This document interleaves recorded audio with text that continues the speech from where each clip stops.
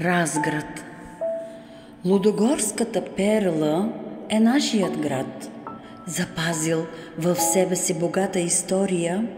Сърцето му спотайва се огромен площад, изпратиме тук силата Божия. Гълъби летят в синевата му, белият лом го разрязва на две. Веднъж пил от чешмите му, в душата ти остава все. Тук аз се влюбих лудо, тук своите деца родих.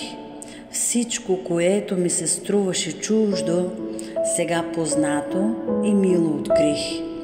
Той е дом на всички етноси, събрани под общия флаг. В себе си древни истории носи, посреща гостите си с образ най-благ. Събрал в себе си хиляди таланти, станал известен на целия свят. Прозорците му нощем светят като диаманти, от фонтаните му лъха хлад. Вече 28 години живея в този областен град. Със своите китни малки общини той няма втори по света дубликат.